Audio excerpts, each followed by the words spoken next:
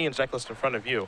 See any spice over there? Yeah, straight 3-color decks all around. Ian is Jess Guy, based in blue-white, just like Harry Corvasi.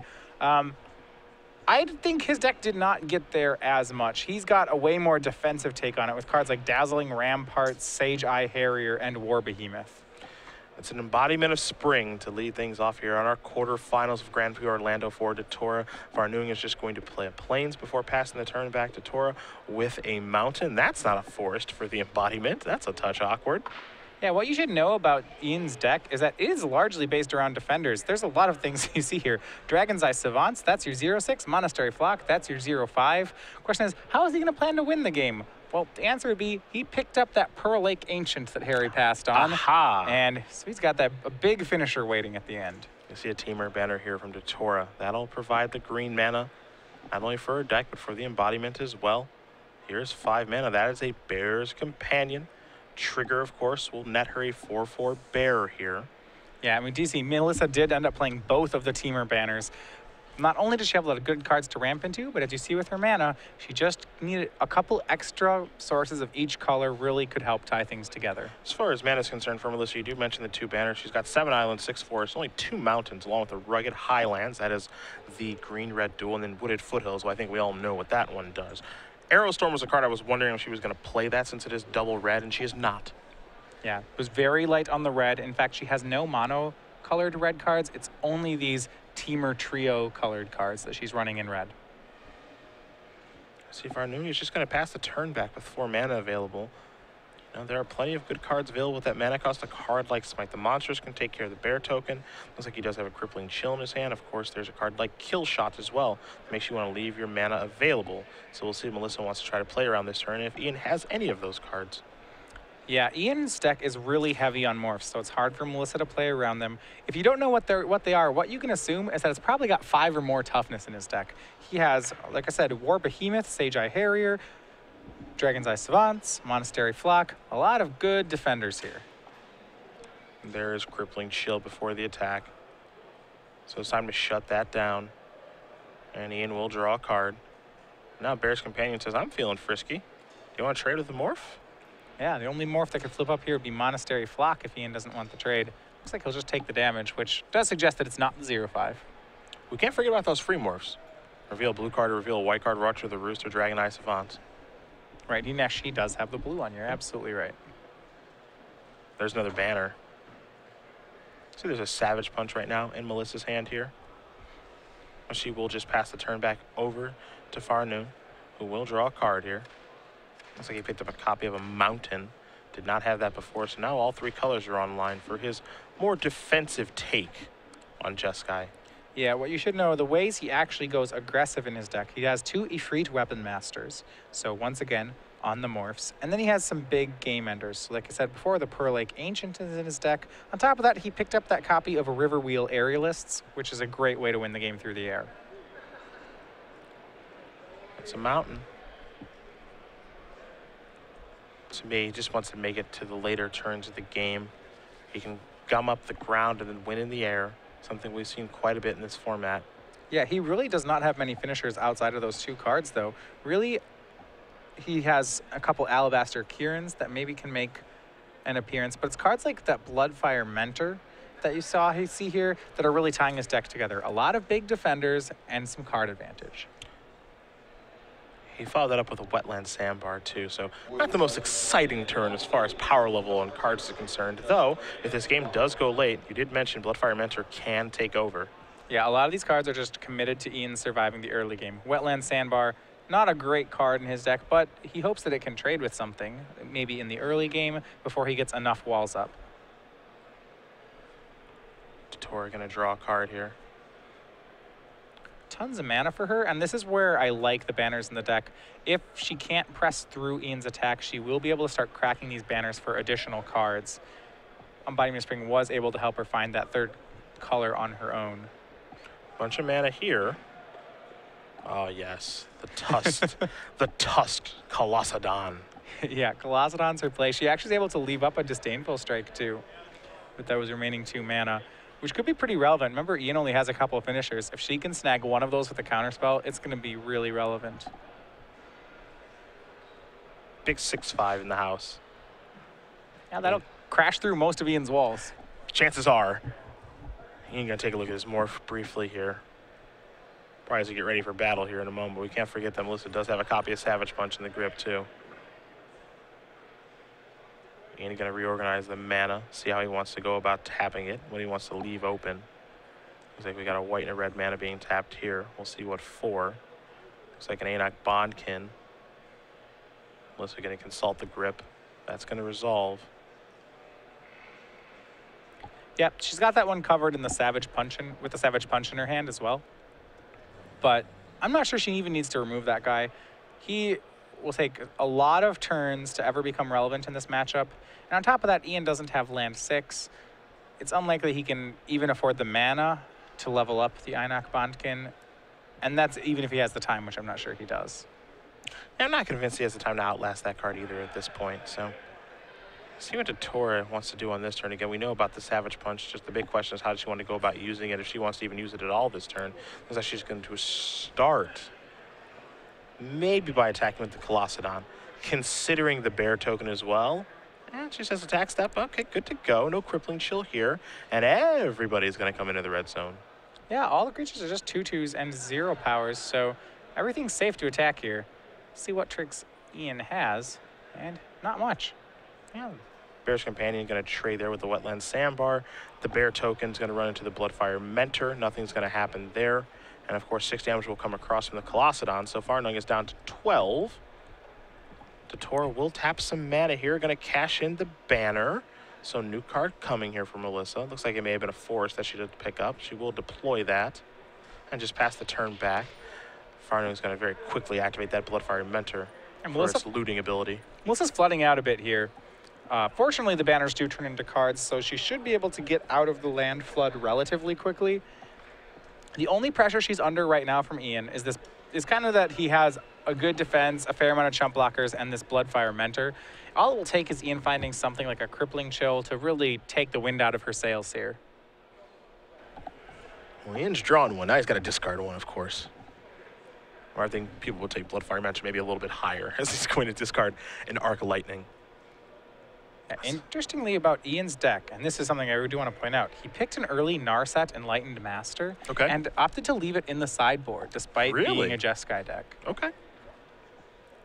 It's a little bit surprising, I think. Was surprised. Yeah, there aren't actually that many non-creature spells that he can just cast for free off it. But nonetheless, I would have thought, you know, I haven't actually gotten to play with that card yet. And I would assume that if Ian's leaving that card on the board, my guess is that he has both played with it and decided it's not that high of a pick. You're certainly seeing its power in Constructed. Its power in Limited is still debatable at this point. This looks like Farnung is just going to pass the turn back. Doesn't play a land, doesn't do much of anything. So threatening to cast a lot of instants here. Again, maybe a card like Kill Shot that DeTora has to have on her radar. Yeah, Ian's deck has a really no sense of tempo. It is a bunch of walls and looting and some card draw. You actually saw on Ian's turn, he discarded Arc Lightning to the Bloodfire Mentor. Well, it's not great on this board state. No, it's not good here. It's funny because that's a really high pick of a card. DeTora just going to attack with one creature. You see Farnung's going to take a look at his morph. Again, 5 mana, the sweet spot for morphs in this format. And it looks like it will be a block with the morph. DeTora shrugging his shoulders, see what this is going to be. This will be a feat of resistance. Again, shrugging the shoulders, protection from green for the morph. It'll get a counter as well. Now, if this card is the Dragon Eye Savants, it can flip up and become big enough to sit in front of Tusked Colossadon. But outside of the 0/6s, he's going to need to do more work if he wants to hold off that guy. DeTora going to sacrifice the second banner here. So use those for mana fixing, now cashing them in. Wooded Foothill is going to come into play and just pass the turn back. Before Farnung moves to his turn, he will activate the Bloodfire Mentor again to draw and then discard a card. Yeah, Melissa cracking banners to draw lands. Her draws have been pretty substandard right now. She is still sitting on the Disdainful Stroke, though, and that'll figure to be pretty good. Ian has both the Riverwheel Aerialists and the Pearl Lake Ancient in his hand, so she'll snag one, if not both, of his finishers. All right, told right now, Salt Malka, our #1 overall seed, does win game #1 over Pierre Mondin. And with him winning that game so quickly, you have to wonder whether Saul, for the third time, has turned into aggressive 2 or 1 color decks. It's a good question. He's been aggressive 2 color decks so far this weekend.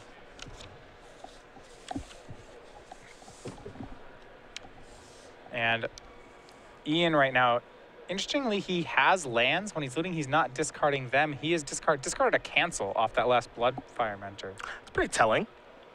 Happy to discard a counterspell at this point. Yeah, I would have thought this late in the game that cancel is a pretty sweet card. But if Ian's planning to tap out for Aerialists and Pearl-like Ancient, then he doesn't really have time to hold up cancel. Waiting until 10, 9 or 10 mana doesn't seem really reasonable. DeTora's going to sacrifice the Wooded Foothills, go down to 19 in the process to get a land out of her deck. Looks like it's going to be a mountain, so she will shuffle up and deal here in just a moment. Colossadon is really all she's got at this point. Again, has been holding on to Savage Punch for some time, just nothing really great to target. Does make you wonder how much she cares about this Bloodfire Mentor. It's starting to generate a bit of an advantage here. Yeah, it's doing a lot of work. Ian isn't presenting much threat right now, but that's really just how his deck is. The one difficulty is he doesn't have a good answer to a card like Tusked Colossadon. His main way of dealing with creatures has been walls, and this guy's actually just big enough to not care about walls. I think, Melissa, you do have to tread pretty carefully this turn. This was a turn where Ian discarded Cancel to Bloodfire Mentor, passed with 6 mana up, and didn't even outlast the Anak Bondkin. So you have to be thinking, okay, that morph has to be something good. Think about all the morphs that are out there, or what the heck is in your hand? Right, it's pretty suspicious here. There's a lot of things that Ian could have done. Maybe he has a second cancel, but you really don't know. The good news is that Melissa does have her own Disdainful Strike and will never really take down the mana for it. So she has some defense, but it certainly isn't the kind of board that you want to Savage Punch onto or anything. And Savage Punch is just a bit too risky, I feel like, on this board, even though she is reaching for 2 mana at this point. So maybe she's got a read and she's feeling confident that she can actually make this work as she does bring Savage Punch forward. All right, well, this will put Ian to the test if she makes the play. Oh, there is a Savage Punch, so it'll be Bear Token on the morph. Because Ferocious is live, +2/+2 will take effect here. This is a bit of a morph. What do we have here? The Mighty War Behemoth. And they'll fight, but the War Behemoth will, with 1 damage, live to tell about it.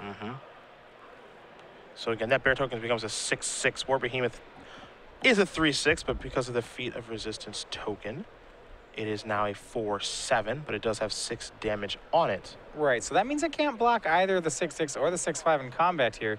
Ian's at 12, so he's going to have to jump at least one of them. I suppose it can block in theory.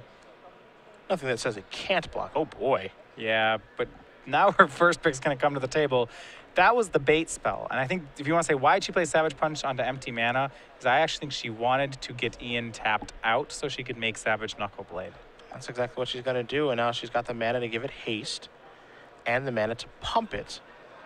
Not attacking with the Bear Token. It does have 4 damage on it, so she doesn't look like she has any interest in maybe trading this in combat with anything. Yeah, I would trade with the Anak Bondkin. That's not really interested in that trade. First time I've seen Savage Knuckleblade in action. Unsurprisingly, this is quite powerful. I played against him at the pre-release. Short version, he's good.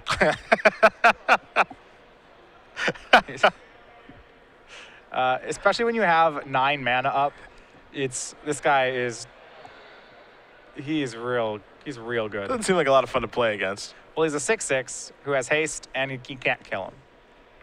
So your best way to answer him is to just get something bigger than him. He can't get through that kind of board. But outside of that, he'll play around with enough mana, he'll play around all the combat tricks, win all the combats. He's a jerk. Well, it's War Behemoth's job.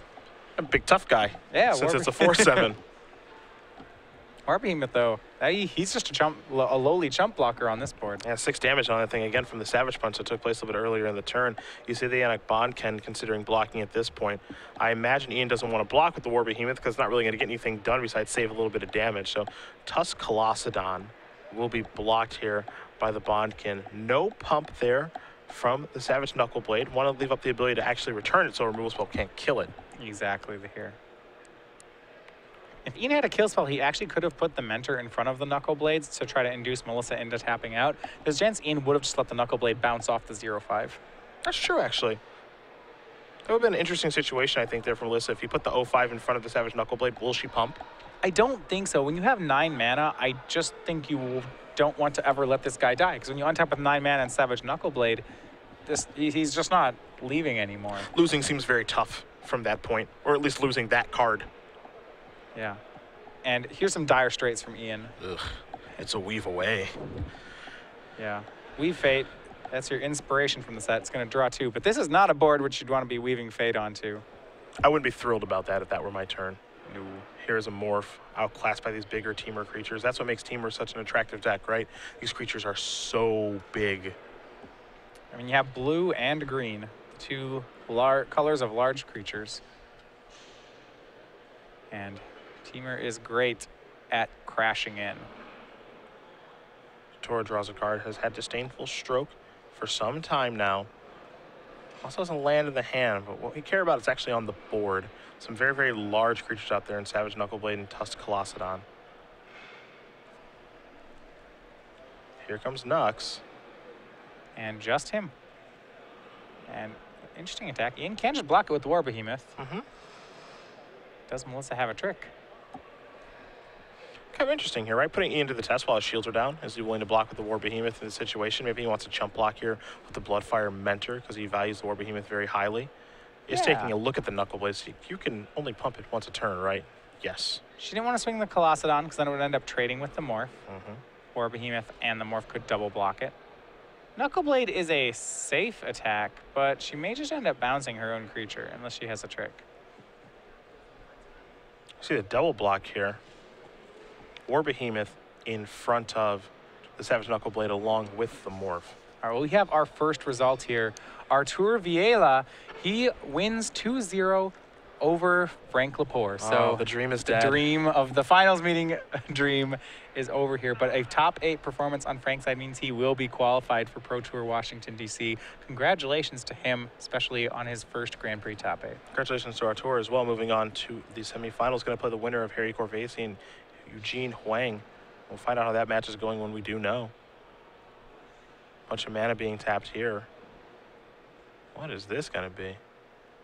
Well, you can only pump Savage Knuckleblade once, and I think Melissa missed this on the card. It's a Root Wall effect. So, and it'll be interesting whether or not the judge lets her take back all of the pumps. She may be forced into doing the first pump, saying, okay, your first pump was legal, but your second one was not. It looks like they moved it all the way back, so it's still a 4-4. And Savage Knuckleblade is already quite good.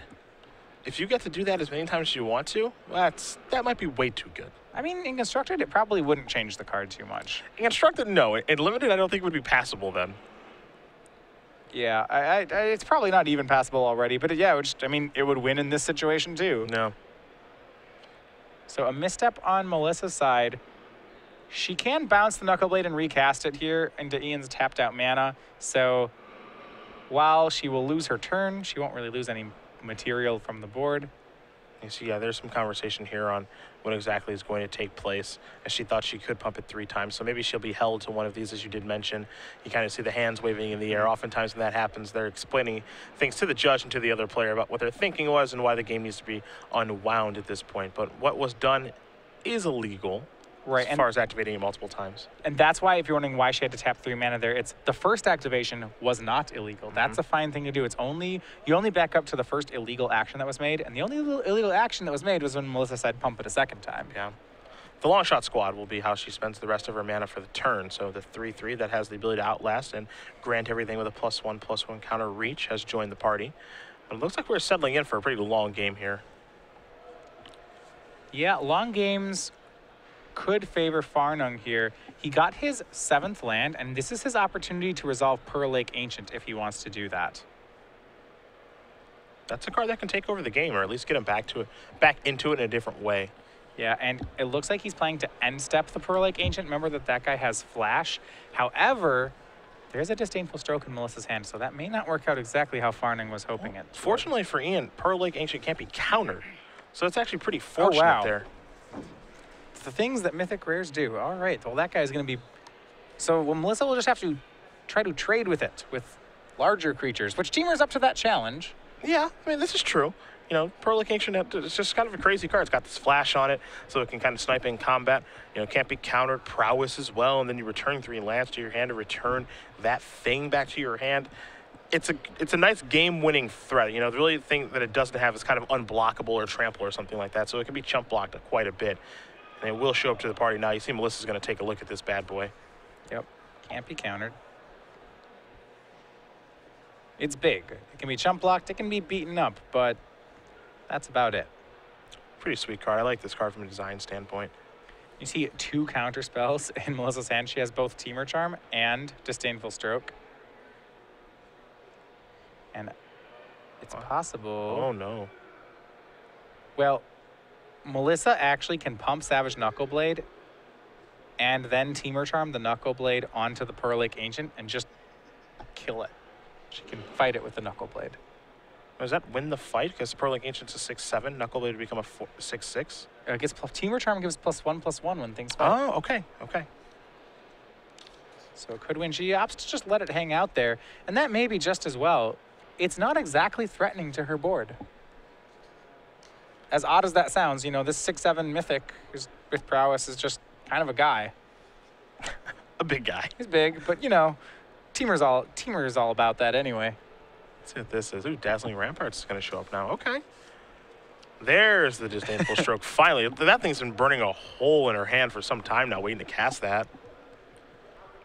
Yeah, the Ramparts need to be countered. That'll be that card very good against the Teamer strategy. Against any large creature, even a high-priced tapper would be strong against her. And we've gotten to this situation before, like when we saw Tom Ross in the Swiss drafting teamer. These decks are just full of powerful cards, but sometimes they have some trouble closing out the game. Their opponents, you just get in this big board state, and while your creatures are big, you don't have a way to make them even bigger or to give them evasion. We'll see how Melissa can do that. This has a lot of land in play to work with for Savage Knuckleblade. She's got that Teamer Charm in hand, Tuscalocedon out there, the ability to outlast that long shot, and then, of course, that Bear token. Seems like forever ago that she cast that from Bear's Companion. Yeah, incremental growth among the cards in her hand. Ooh. So give everything reach and make all the huge things even huger. That will change some things.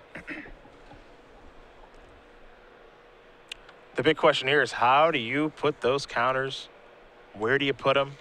Are you sure it's going to work the way that you want it to? Well, you'd like to have a creature that can kill War Behemoth and a creature that can kill Pearl-like Ancient when all is said and done.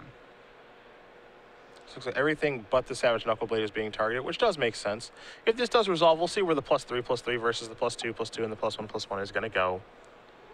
Yeah, Knuckleblade is probably the last guy you want to put counters on because he can bounce himself, and you'd really hate to bounce a guy that you invested some resources into. So Colosson's going to get a little bigger, and there is the split. Everybody gets big. So now she has a 7/6, a 6/6, a 6/6, and a 4/4 who turns into a 6/6. Seems to be a pattern going on. I'd attack. I like attacking. That's what I would do. She's going to figure out the best way to make this work. Remember that Pearl-like Ancient, despite being a 6/7, Teamer Charm gives 1/1 and causes creatures to fight. Mm-hmm. And Ian could get blown out. Okay, so when Ian goes to block, whoever he puts Pearl-like Ancient in front of, if Melissa Teamer Charms to have that guy fight War Behemoth, it will kill War Behemoth and then be a 7/7 and then kill Pearl-like Ancient. Granted, there's some risk here. If Ian has a non-creature spell, Pearl-like Ancient does have prowess and would screw up that combat math. Yeah, there's a scary card to play around here, too. There are commons that are pretty scary. Force Away, Feat of Resistance. There are cards that are a little bit scary. Does Melissa believe that Ian has one? Well, we'll find out. Ian is at 8. He's going to have to do some pretty heavy blocking right now. Harry Gorvasi and Eugene Huang are headed to game number 3, for those of you guys wondering at home. So again, the winner of that match will play against Artur Viela. Looks like we've got some blocks here. See, the long shot squad's going to be double blocked here by the War Behemoth and the Mystery Morph. Bloodfire Mentor is weighing its options as Pearl-like Ancient has already got in front of the Bear token. Yeah, there has to be some amount of chump blocking here, and this Teamer Charm is really going to mess things up. Melissa's in a great spot at the moment. though this is among some of her best weapons that she's already deployed. And update, we saw Harry Corvesi asked, how good is that Jeskai tempo deck? Well, it was strong, but not good enough to take down the round, as Eugene Huang 2-1 defeated Harry Corvesi's deck and moves on to the semifinals, where he'll face Artur Viela. Congratulations to Eugene for Harry, a fantastic tournament, but he will not win this Grand Prix here in Orlando. So now Melissa's going to tap 3 mana after the blocks have been declared, and now it's time to figure out, okay, how's the best way to use this charm? And there are a lot of great ways to do it. Well, if you say, all right, we'll go through this. If Temur Charm pumps the bear and has the bear fight the behemoth, and she'll have the bear fight the mentor. Okay. That's also a great Pretty play here. safe. I was gonna say if I fought the behemoth, she'd get to kill the morph, the behemoth, and the Pearl-like Ancient, and it would cost her the bear and the Temur Charm. This is pretty good as well. Getting rid of the mentor may take away Ian's ability to find outs, and if she feels far enough ahead, that's actually the play she wants to do. There's a danger to leaving War Behemoth alive, as it is a 4/7. It can block everything that's going to be left on the board, with the exception of Tusked Colossadon. And the fact that the bear gets bigger is such a big deal, right? And there's no damage on it too now. Yeah. Because now this is a 7/7 bear, and now Ian has to pick up his 3 lands and return Pearl Lake to his hand. Right. If he had a non-creature spell, he could have had the blowout right there. For sure. He would have prowessed Pearl Lake Ancient. Long Shot Squad's going to take down the morph. The morph wasn't a free weapon master, excuse me. So that's going to bite the dust. Ian's down to 1. Melissa's at 19, and she's got the better board right now. Going to be hard pressed for Ian to get this game. He needs 2 blockers just to stay alive. Not to mention, they're almost certain to be chump blockers based on the amount of lands he has. And she's going to pick it up. Ian's going to pack it in. Melissa DeTora is going to win game number 1 here with her Temur deck over Ian Farnung and his Jeskai deck. Melissa's deck, again, very impressive from a power level standpoint. Ian's deck just looks okay at this point from the cards that we saw. Nothing all that impressive. Again, he's very, very defensive, and Melissa can kind of, overpower that because her creatures are so big.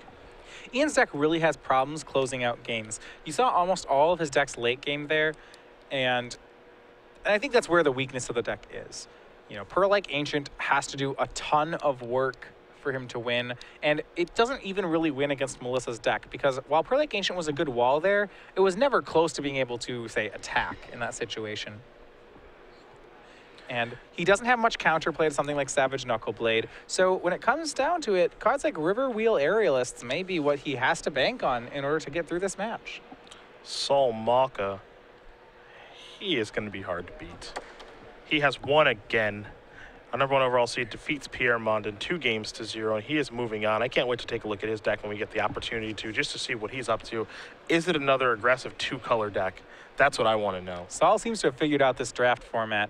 He is someone that I don't think anyone wants to play right now. Granted, Melissa's done very well in drafting today as well. It'll be a pretty good matchup if that happens in the top 4. Saul will play the winner of this match between Melissa and Ian, as Melissa is again up a game here, taking a look at the sideboard. So we'll see exactly how things do go. See if DeTora can bring it home here for TCG player. Frank Lepore, the boyfriend, unfortunately knocked out. The dream is dead. As tough as it is to say, though, to be fair, they did get to draw in the final round of the tournament, a moment you will never forget as a couple. So, again, congratulations to them for that. Again, Frank with a fantastic run. #8 overall seed did make the top 8. So it's been a great weekend for these two. But Melissa, I know she wants that title. That much to be sure. She's going to take a moment here, which means I believe we're going to head back to the booth here very quickly. So Cedric Phillips here, Matthias Hunt, former Rookie of the Year, Grand Prix Orlando brought to you, bringing you Star City Games. Excuse me, Grand Prix Orlando brought to you by Star City Games. I've been talking a lot this week, and if you didn't notice, but it's been fun to watch so far. Again, we're in elimination rounds. This is actually round number 16 that we've covered. 9 yesterday, 6 so far to start the day. This is round number 7, and I don't know about you, but I'm excited to play this format after this tournament's over. Yeah, I mean, if anything, watching a full day of Sealed and a full day of drafting with Cons of Tarkir makes me want to go home and just start playing this set as much, like almost immediately. Yeah, I feel the exact same way, and I just like the fact that it's just really open and all the different things you can do, how you can draft it, how you can build your sealed decks, 4 colors, 5 colors, 2 colors, 3 colors. I think the only thing you can't do is 1 color. That'd be pretty hard. I mean, that'd be tough. Malka's trying, to be fair. That is definitely true. I think that might be literally the only thing you can't do in this format. It looks like a lot of fun to play, a lot of decisions to be made. Drafting seems really hard with the decisions. We've seen some really conservative draft styles. We've seen some aggressive 5-color draft styles. And we've seen some aggressive 1-color drafting styles. And all of them with some amounts of success over the course of day 2. Again, I do like Melissa's deck quite a bit, this teamer deck. Just the power level of it seems very high as long as she can cast her spells. And while I'm not a big fan of the banners, as I imagine most people aren't, hey, whatever it takes to cast those spells, right? Yeah, I actually have no problem with banners. I like the idea of playing 3 colors and playing really powerful cards. I've always been someone I like picking rares. And if banners get me there, I'm okay with that opportunity cost. Okay. Melissa did find time that game to crack both the banners, and if you crack them, you can't. If you have time to crack them, you can't say they were that bad. We'll ask after the next game. It's too late now. You sure we can do it? Just making sure. Okay.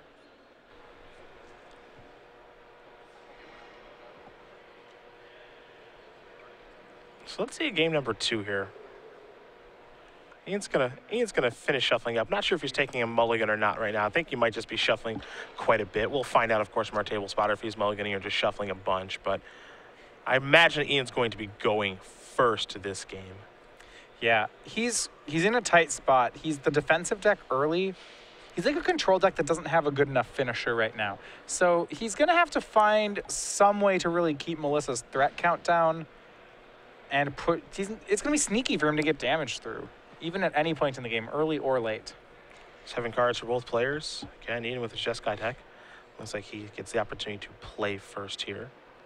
Actually, I think the best way Ian could win is 2 copies of Alabaster Kieran that he has in his deck. To the skies. Yeah, I think the one weakness that Melissa has is that she doesn't have too many defenses. Not many cards with reach, not many cards with flying. What Ian needs to do is make a bunch of walls and maybe just peck to death 2 at a time with the Kierans.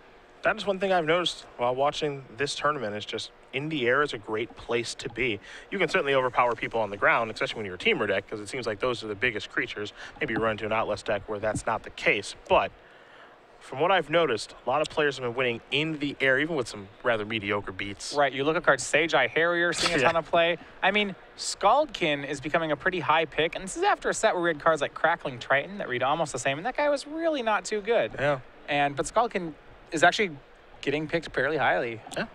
Flying, so important. Yeah. 1 fewer point of toughness, 1 more in the mana cost, but flying makes it all. Yeah. Melissa going to draw 6 cards here. Shrug the shoulders, going to give it a keep. We're underway here in game number 2. Farnung's going to play an island before passing the turn back to DeTora with a forest. Let's make our way through the opening turns of this game. Farnung with the plains as his second land. DeTora will draw, deploy an island here. It looks like she does have all 3 colors of mana. You can see the mountain in her hand. See if Farnung has a mountain of his own, since he's a Jeskai deck after all. The answer is no. There is a second island, however. Is it time for a morph? Looks like it is. Yeah, and as we said earlier, a lot of Ian's morphs are not very aggressive. He has 2 Ifrit Weapon Masters, and those guys are good at attacking, but outside of that, it's a bunch of 1/5s, 0/6s, 3/6s, 0/5s, a lot of defense. Here's an attack with the morph. 2 damage is going to come across to DeTora. You saw just play a 3rd land and pass the turn back. That means that Teamer Charm, can be live to counter spells, but looks like it's just a shrug, and yes, that does resolve. An opportunity here for Melissa. She looks like she's land flooding and on 4 lands, but there's some opportunity. Ian on his morph there didn't have a 4th land, and if Melissa can get to her haymakers before Ian gets to his walls, maybe she can overpower this morph army. An attack here for 4. DeTora is going to go down to 14. You saw Farnung peel and play a mountain, and now there's Alabaster Kieran. This is the card that you did talk about. But there's a disdainful stroke, which, hey, it's not the sexiest way to get that thing off the table, but it will do just fine. There goes the win con, right? We'll see if he can find another way to push damage through. Right now he's doing it with morphs, but Melissa's going to take care of the ground right now. That's right on time. Bear's Companion is going to come on in here. A 4/4 Bear token is going to come along with it, and that can help stabilize things. Melissa's at a healthy enough life total at 14. Yep. The danger card for her is if Ian has a 5th land and if one of these morphs is a Freet Weapon Master. That guy would really complicate the combat here. So Farnung's going to survey the board here. Don't know if he has a 5th land at this point. Not too sure what those morphs are. Just like Melissa, it's anybody's best guess.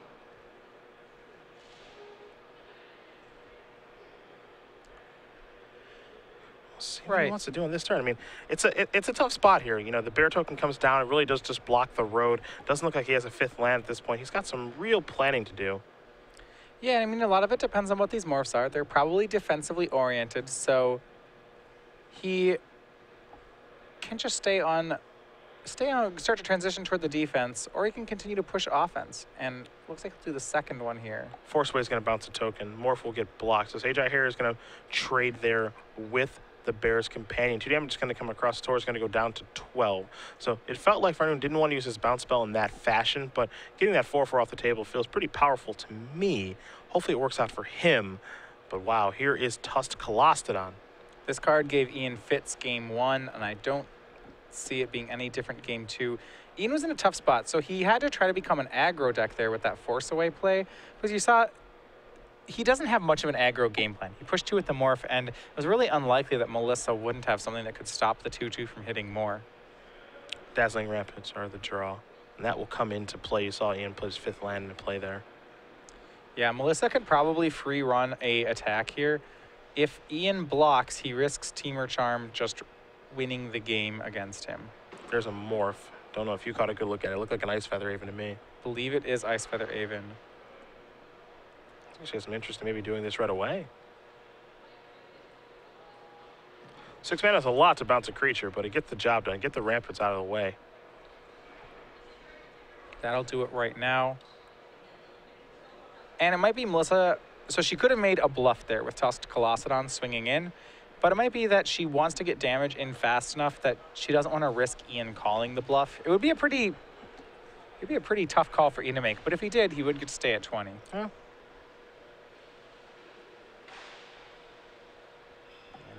He could spend his whole turn recasting that dazzling wall. Here's an attack for 2. That's a pretty easy start. I think it's not really going to do a nice job of blocking. Now there is Dazzling Ramparts again. That thing's got a big old butt, but Tusked Colostodon does not care one bit. Yeah, he's almost big enough. Melissa does have an incremental growth in her hand. Now that card, it's not optional to target 3 things. If she casts it, that's the real awkward spot where you put some counters on your opponent's creature and kind of shrug about it. I might think she might do it anyway. Returning the Aven into a 5/5 and the Colostodon into an 8/7 seems good enough that even if you have to give your opponent a little 1/1 counter, that's fine. Or would you put the 1/1 counter on the Ramparts, which would make it an 0/8? You know, Colostodon can still beat it in battle, or do you put it on the Morph? Interesting question. I guess I put it on the Ramparts. Yeah, that's what she's going to do. You know, a 1/8's not scary. It doesn't kill anything in my deck. The cards that can get through it can still get through it. The cards that can't still can't. I don't think 1 counter on it really changes things. It probably doesn't change anything on the Morph, but you don't know. There's a lot of uncertainty with Morphs. This play is very safe and very strong.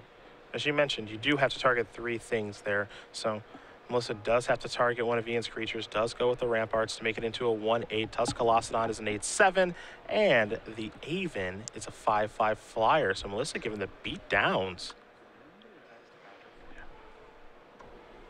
Yeah, and this is really hard. This is 13 damage. Ian's at 14. He either has to go to 1, or he has to get rid of his Dazzling Ramparts. Those are both terrible options for him.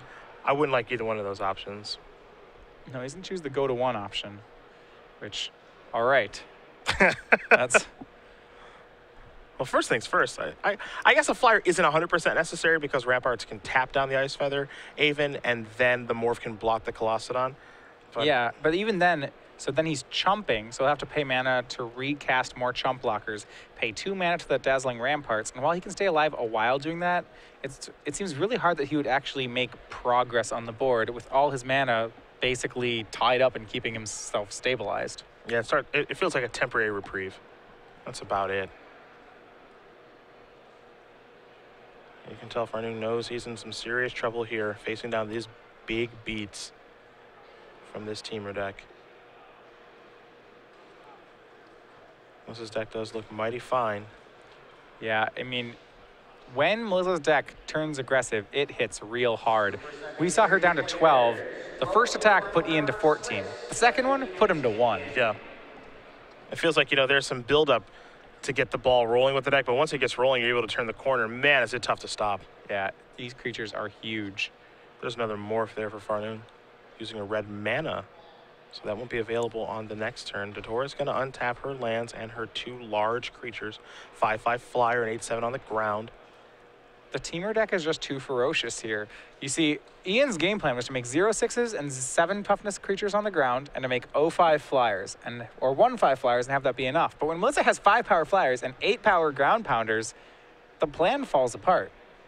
Treasure Cruise will draw DeTora 3 cards here. That card is nasty too. Boy. It's questionable whether or not Melissa needs any more cards to win the game, but when she gets 3 more of them, it's almost certain that she'll be able to deal the final point. Looks like we're going to go to the attack step. Ava's going to get tapped down. Colossadon certainly coming into the red zone. That's just where that thing belongs. Tapped and attacking. Yeah. I mean, he's huge. He's got his name. He's a Colossadon. He's colossal. Morph. It is the Dragon Eye. Going to show a cancel because Farnung would like to get a look at the grip here. Just to find out which spell he wants to counter and won't be able to next turn. Mm-hmm. See what this is going to show. Scaldkin. Ugh. Jeez. All right, well, I think he's going to have to cancel that one. Well, I don't think he's going to get the chance because I don't believe Melissa has played a land yet. So Melissa has the ability to just play a land, play Scaldkin, pass the turn, and hope it doesn't die. Oh. Well, there's that. Yeah, that's available. There's actually, I mean, there are a couple things that are available. Melissa's hands 2 lands, the Scaldkin, and then there's Savage Punch. She could Savage Punch the Ramparts this punch the turn. wall, too. Yeah. Just punch out the wall. Yeah, okay, here's Scaldkin. Ian probably needs a kill spell. He's at 1. Really can't let her untap. Gonna put him to the test right now. And I don't know if he has one. Blood Fire Mentor was the draw. 0/5, good card, not good enough here. It looks like maybe there's an Arc Lightning. Maybe. Blinding Spray. I do think we have an Arc Lightning. It might have been safer on Melissa's side to just Savage Punch the wall out of the way. Maybe. It's really hard. So Arc Lightning takes care of Scaldkin, puts Melissa down to 9. Ian has cancel up, but he can't leave it up because the Ramparts have to tap the Aven. Yeah, he's in the rock and the hard place right now, right? Where he doesn't have enough mana to do all the things that he wants to do. I think that's the biggest issue. The Savage Punch seems like it's the lock on the game. We'll see how Melissa wants to use it, but I imagine she's going to use it on this particular turn. She knows about the cancel, too. Mm-hmm. So she knows what happens if the Savage Punch is cast and a cancel takes care of that. Well, then she wins in the air. Mm-hmm. She wins in the air, and then if the Savage Punch resolves and the cancel doesn't take care of that, I think she still wins anyway because then there's one less creature in the way. Well, he can tap. He's going to tap a creature in response to the Savage Punch. Okay. So he'll survive for a turn. So here's Savage Punch, Colossadon. Oh, there's actually, no, she did this perfectly. There's no way for me to do it. If the Ground Pounder punches the Morph, Yep. yeah, he can't do it. He can't do it. If he taps in response, Yep. that doesn't work. So Melissa 2-0 takes down Ian and moves on to the semifinals.